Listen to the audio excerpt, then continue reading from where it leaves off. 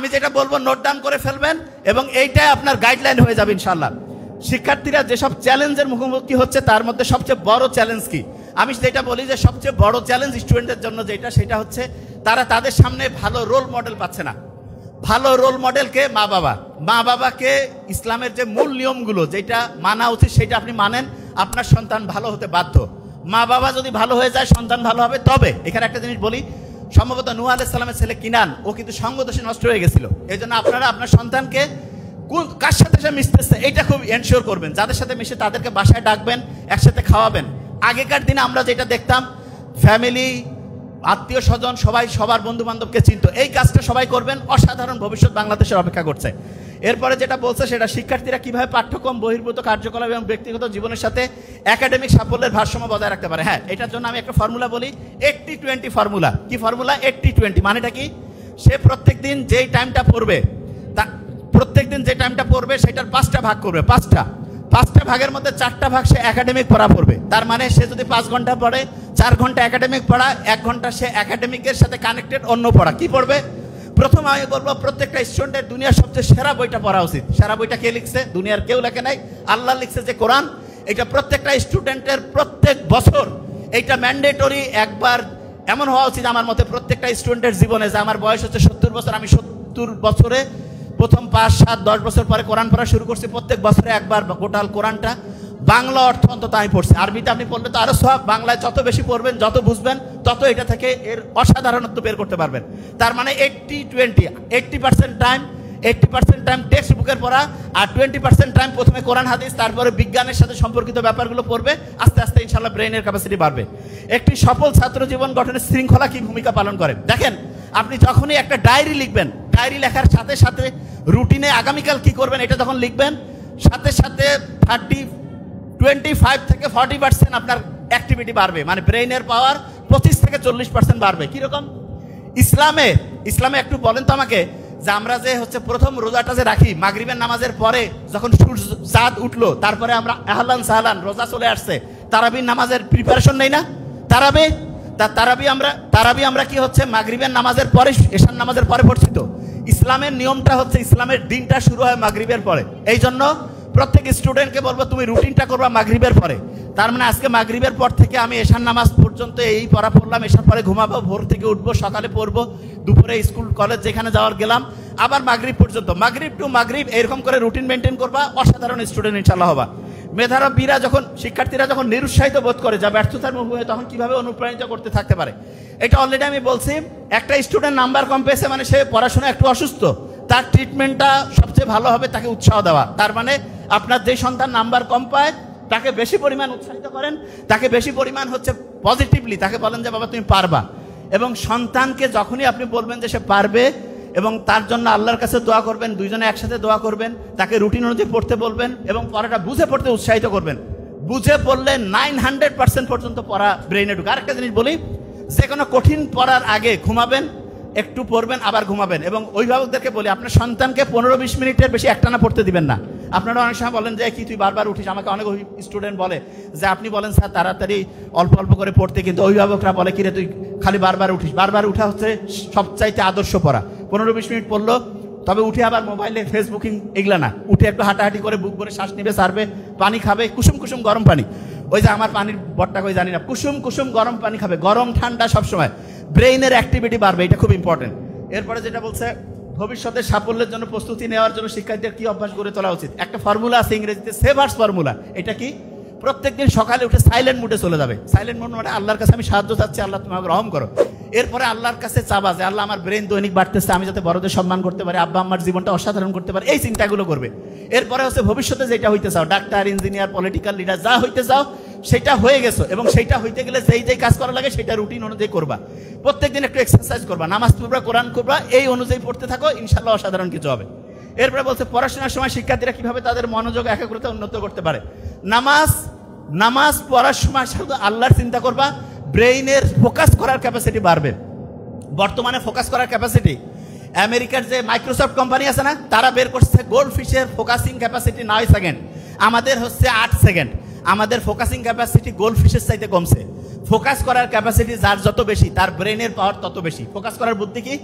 নামাজ আল্লাহ দিয়েছে, এটার প্রধানতম একটা উদ্দেশ্য রেগুলার ফোকাস করা। ইংরেজি ফোকাস বানান FOCUS। কয়টা বর্ণ আছে? কয়টা বর্ণ? 5 ওয়াক্ত নামাজ। কয় ওয়াক্ত নামাজ? আঙ্গুল কয়টা প্রত্যেক? ইসলামের খুঁটি কয়টা? 5টা। তার মানে সব কিছুতে 5। ইংরেজিতে আল্লাহ বানান করলে কয়টা বর্ণ? কয়টা? প্রথম বর্ণ কি? তারপরে ডাবল এল। আল্লাহর মধ্যে অল, সব কিছু আছে, ঠিক আছে? আচ্ছা, এটা নিয়ে এইটু খালি মাথায় রাখো যে নামাজ পড়বা, রেগুলার ফোকাস বাড়বে। একজন শিক্ষার্থী হিসাবে সময় কার্যকরভাবে পরিচালনা করার সর্বোত্তম উপায় এটা বলে দেয়। 15-20 মিনিট পরও 5-7 মিনিট রেস্ট, আবার 15-20 মিনিট পরও 5-7 মিনিট রেস্ট, এবং 2টা পড়ার মাঝখানে একটু চোখ বন্ধ করে ঘুমায় থাকো। চোখ বন্ধ করে থাকবা, ব্রেইনটা শর্ট টার্ম থেকে লং টার্ম মেমোরি সেন্টারে পড়াটাকে 500% গতিতে রিজার্ভ করবে। এই জিনিসটা খুব ইম্পর্টেন্ট। তার মানে পড়ার ক্ষেত্রে রেস্ট দিয়ে পড়বো, 2টা পড়ার মাঝখানে রিভিশন করবো, রাতে ঘুমানোর আগে রিভিশন, সকালে ঘুম থেকে উঠে রিভিশন। ওই সময় ব্রেনের আলফা এবং থিটা যে ওয়েভ থাকে, এটা সবচেয়ে অ্যাক্টিভ হয়, পড়া সরাসরি ট্রান্সফার হয়ে চলে যায় শর্ট টার্ম থেকে লং টার্ম মেমোরিতে।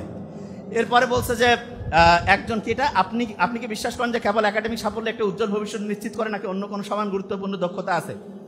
একাডেমিক পড়াশোনা ভবিষ্যতে, আমি বলি একাডেমিক পড়াশোনার একটা জিনিস বলি, একাডেমিক পড়াশোনা দিয়ে একটা স্টুডেন্টের শ্রেষ্ঠত্ব যাচাই করা যাবে না।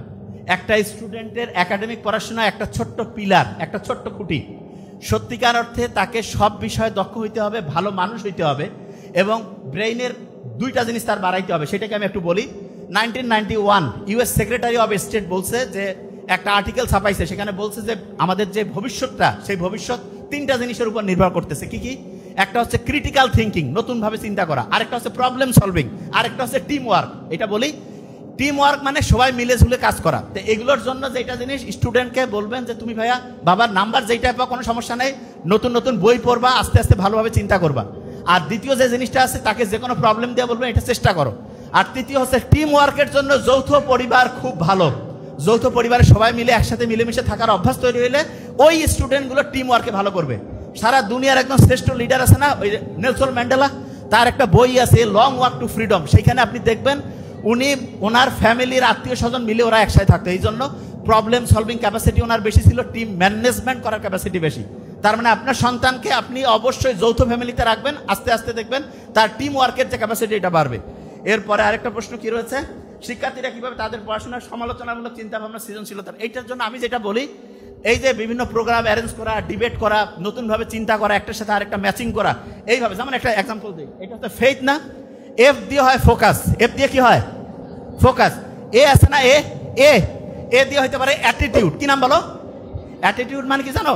যে কোনো জিনিসকে পজিটিভ ভাবে নেওয়া যায়, এটা আমার জন্য ভালো। এরপরে আই আছে না, আইতে হচ্ছে ইন্টেলিজেন্স, ব্রেইনের ক্যাপাসিটি, ভালো কাজ করলে বাড়ে। টি আছে না, সত্যি কথা বলা, সত্যি কথা বললে ফোকাসও বাড়বে, ব্রেইনের ক্যাপাসিটিও বাড়বে। এই যেটা আছে, এইটা হচ্ছে হার্ড ওয়ার্কিং, প্রত্যেকদিন ভালো কাজ করবা, পরিশ্রম করবা, ব্রেইনের ক্যাপাসিটি বাড়বে। ঠিক আছে, যে কোনো জিনিস এইভাবে চিন্তা করবা। এরপরে যেটা রয়েছে সেটা হচ্ছে এটাকে পরীক্ষা এবং একাডেমিক চাপের সাথে লড়াই করা শিক্ষার্থীরা। আপনার পরামর্শ, আমি একটা জিনিস বলি, স্টুডেন্টদেরকে হচ্ছে স্বাভাবিকভাবে তাদের কার্যক্রম বিকশিত করার জন্য কোনো প্রেশার দিবেন না। প্রেশারটা কি জানেন? ছোট বাচ্চা যখন হচ্ছে ঘাড় এই যে এরকম করে বাঁকা করে থাকে, তখন এই যে এরকম করে আছে না, তখন তার ঘাড়ের মধ্যে 15 কেজি ওজনের একটা বস্তা থাকে। এই জন্য ছোট বাচ্চাকে বলবেন যে এই যে এরকম করে ঘাড় সোজা করো, সোজা করো, তাহলে কি হবে? ঘাড় থেকে বোঝা নামি গেল, ব্রেইন অ্যাক্টিভ হয়ে গেল। কারো ঘাড়ের মধ্যে যদি একটা 15 কেজি বস্তা দিয়ে কই হাট, ভালো লাগবে? আর কবে যে কেমন লাগতেছে, খোসর মোসর। এই জন্য ঘাড় সোজা করবেন। ওই যে ছোটবেলায় যে আরামে দ্বারা সোজা করো আছে না, ওইগুলো কিন্তু ভালো ছিল, সূর্যের আলো আসতো, ব্রেন অ্যাক্টিভ হইতো। এরপরে একজন শিক্ষার্থী জীবনে পড়াশোনার পাশাপাশি চরিত্র গঠন করা। চরিত্র মানে কি বলি, বাবা মার সাথে সম্মান সুযোগ আচরণ করা, কোনো খারাপ কাজ করব না, ভালো কিছু করব, এবং সবচেয়ে গুরুত্বপূর্ণ যেটা অন্যের উপকার করা। যে কোনো জায়গায় শোনেন, যে কোনো জায়গায় যে খারাপ কিছু দেখেন সেটার প্রতিকার করবেন, এবং করার ক্ষেত্রে ইসলামের নিয়মটা ভালো, কোরআনের নিয়ম ভালো। কেন? মুহাম্মদ সাল্লাল্লাহু আলাইহি ওয়াসাল্লাম কিন্তু নবুয়ত পেয়েছে কত বছর বয়সে? 40 না? কত? 40। উনি কিন্তু একটা শান্তি সংঘ তৈরি করছিল প্রবলেম সলভ করার জন্য, 17 বছর বয়সে, নাম হিলফুল ফুজল। 40 থেকে 17 বিয়োগ করলে কত? 23। এই 23 বছরে মুহাম্মদ সাল্লাল্লাহু আলাইহি ওয়াসাল্লাম সেরকম অসাধারণ কিছু করে নাই, কিন্তু সবচেয়ে অসাধারণত্ব করছে 40-এ যখন নবুয়ত পাইলো, তারপরে 63 বছর পর্যন্ত। 40 আর 63 পার্থক্য কত? 23। এইখানেও 23, নবুয়তের আগেও 23, 23-এ উনি চেষ্টা করছে, কিন্তু প্রথম 23 বছরে কোনো মেসেজ ছিল না, কোরআন ছিল না। আর যখনই কোরআন আসছে, অসাধারণ কাজ করে সবচেয়ে সেরা কিছু, একদম গোটাল জাতি একদম চেঞ্জ করে ফেলছে। তার মানে কোরআনকে সাথে নিয়ে অসাধারণ কাজ করলে সবচেয়ে সেরা কিছু করতে পারবো। এরপরে হচ্ছে একজন শিক্ষার্থী শিক্ষা জীবনের নৈতিক কি বিশ্বাস এবং নৈতিকতা। আমি বারবার বলছি, প্রথম হচ্ছে আল্লাহ আমার জন্য ভালো কিছু করবে যদি আমার নিয়াত ভালো থাকে, এবং এই চিন্তা করে যেই কাজে করব সবচেয়ে অসাধারণ হবে, ভালো হবে। এরপরে বলছে কি দ্রুত পরিবর্তনশীল বিশ্ব এবং ভবিষ্যতের ক্যারিয়ারের জন্য শিক্ষার্থীদের কিভাবে শোনো স্টুডেন্টরা, তোমরা আমি একটা জিনিস বলি, তোমরা আজকে যারা আসো, আমি একটা যারা এখানে কমিটি আছে তাদেরকে আমি বলবো এদের প্রত্যেকের একটা ঠিকানা রাখিয়েন, এবং আজ থেকে 10-15 বছর পরে আমরা যদি দেখি একটা রিসার্চ হয়ে যেতে পারে সারা বাংলাদেশের সবচেয়ে সেরা স্টুডেন্ট হিসাবে যারা অসাধারণত্ব অর্জন করবে তাদের মধ্যে এখানকার অনেকে থাকবে। আমি বললাম এটা লিখে রাখেন, ইনশাল্লাহ অসাধারণত্ব করবে। কেন? যদি এই ফর্মুলাগুলো তারা ফলো করে। এটা আপনারা লিখে রাখেন, এবং এটা একটা 100% একটা বড় রকমের রিসার্চ হতে পারে। এটা আপনারা করে দেখিয়েন, ফর্মুলা মানবেন, 100% রেজাল্ট চলে আসবে। লাস্ট কোশ্চেন যেটা শিক্ষক অভিভাবক, আচ্ছা এই প্রশ্নের উত্তরটা এখানে যোগ করে দিচ্ছে, শিক্ষক অভিভাবক এবং শিক্ষার্থীরা কিভাবে একটা ইতিবাচক শিক্ষার পরিবেশ তৈরি করতে পারে। এখানে বলেই আমি একটা জিনিস, গতকালকে আমি ইউনিভার্সিটি মানারাতে একটা কথা বলছিলাম যে 50 জন স্টুডেন্টকে আলাদা করে নিয়েছে, বলছে এরা সবচেয়ে সেরা স্টুডেন্ট, প্রফেসরদের বলছে আপনারা সবচেয়ে সেরা, অভিভাবকদেরকে বলছে আপনার স্টুডেন্ট কিন্তু সবচেয়ে সেরা 50-এর মধ্যে আসছে, এবং এই 3টা গ্রুপে বিশ্বাস করছে এরা সবচেয়ে সেরা। 6 মাস পরে যখন পরীক্ষা হয়েছে সবচেয়ে সেরা স্টুডেন্ট ওই 50 জন হয়েছে। প্রফেসর তারপরে বললো যে আমি সবাইকে আলাদা করে বাছাই করি নাই, যে কোনো কাউকে আন্দাজে নিয়েছে, কিন্তু প্রত্যেককে এটা বিশ্বাস করাইতে বাধ্য করছি যে তুমি সবচেয়ে সেরা স্টুডেন্ট। টিচারদেরকে বলছে আপনি সবচেয়ে সেরা প্রফেসর, যে স্টুডেন্ট দিয়েছে সেরা তারা সেরা, অভিভাবক যারা তাদেরকে বলছে আপনার বাচ্চারা সেরা, সবাই সেরা সেরা বলতে বলতে 6 মাস পরে অসাধারণ সেরা রেজাল্ট সবাই করছে। এই জিনিসটা সবার মধ্যে নিয়ে আসলে অসাধারণত্ব ইনশাল্লাহ চলে আসবে। তা প্রত্যেককেই বলবো আমাদের জন্য দোয়া করবেন, এবং অসাধারণ কিছু অবশ্যই আমরা করবো। Thank you so much. আসসালামু আলাইকুম।